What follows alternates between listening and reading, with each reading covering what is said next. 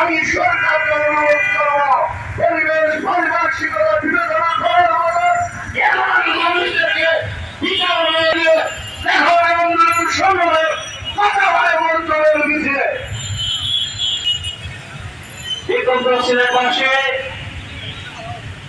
আমরা একজন হাফেজে কোরআনের পক্ষে আজ ঐতিহাসিক সিলেক্ট সমবেত হয়েছি। হাফিজ নাঈম সুনামগঞ্জ জেলার ঐতিহ্যবাহী শেখ শামসুদ্দিন রহমতুল্লাহ আলাইহির সিলেক্টের সন্তান হাফিজ নাঈমকে মৃত্যুদণ্ডাদেশ দেওয়া হয়েছে। আমরা সেই মৃত্যুদণ্ডাদেশের বিরুদ্ধে প্রথম দিন থেকে নিয়ে অব্যাহতি আন্দোলন সংগ্রাম অব্যাহত রেখেছি।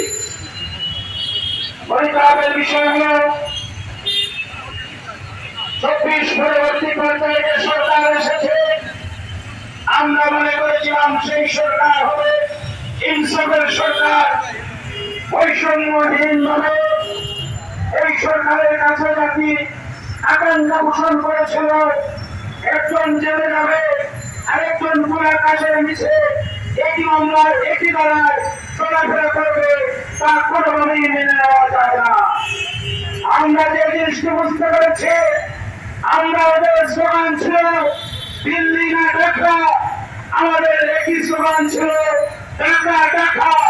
অথচ আজ একজন ইসলামের সদস্য দিল্লিকে খুশি করার জন্য একজন হাফেজ কোরআন হাফেজ নাঈমকে মৃত্যুদণ্ডাদেশের মাধ্যমে প্রমাণ করেছে এই সরকারের সুদূর টান সুদূর দিল্লিতে রয়েছে।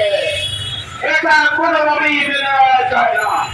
আমরা পরিষ্কার ভাষায় বলতে চাই, হাফিজ নাঈম একজন হাফেজ কোরআন, ওলামায়ে কেরামের এই দেশে, আলেমের এই দেশে, নবী রহমতুল্লাহ আলাইহির দেশে একজন হাফেজ কোরআনকে মৃত্যুদণ্ডাদেশ করা হবে, আমরা আন্দোলন চুষ্ট এটা পশ্চিমকালে সম্ভব। ইতিপূর্বে বক্তব্য আরো হয়েছে। আজকের এই বিক্ষুব্ধ সিলেটবাসীকে আমরা অবগত করতে চাই, আজকের এই প্রোগ্রাম এটা কোন দলীয় প্রোগ্রাম নয়।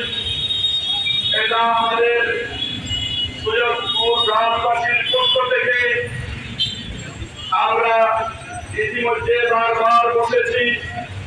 আমাদের হাফিজ নাঈমের যখন মৃত্যুদণ্ড রায় প্রকাশ হলো, আমরা সবাই হতবাক হয়েছি, আমরা মর্মাহত হয়েছি। আমরা গ্রামেও বসেছি, সিলেট শহরে বসবাসরত সৈয়দপুরবাসী আমরা বারংবার বসেছি। লন্ডন বসবাসরত সৈয়দপুরবাসী তারা অত্যন্ত ভারাক্রান্ত হয়ে আমাদেরকে বারবার ফোন করে জানাচ্ছেন, অর্থাৎ দেশে বিদেশে সৈয়দপুরের সন্তানেরা যে যেখানে আছেন, আমরা নারীদের জন্য ভারাক্রান্ত হয়ে আমরা বারবার প্রতিবাদ জানাচ্ছি এবং আমরা বসেছি। আর এই প্রেক্ষিতে আমরা আজকের এই মানববন্ধন সৈয়দপুর গ্রামবাসীর পক্ষ থেকে আমি আজকে যারা আমাদের সৈয়দপুরের গ্রামবাসীর এই দুর্গম সময়ে জমিয়তুল উলামা ইসলাম সহ বিভিন্ন দলের বিএনপি সহ বিভিন্ন দলের বিভিন্ন গ্রামের বিভিন্ন পুত্রের সেবা যারাই আমাদের পাশে দাঁড়িয়েছেন, আমরা সৈয়দপুরবাসীর পক্ষ থেকে তাদেরকে আন্তরিক মুবারকবাদ জানাই।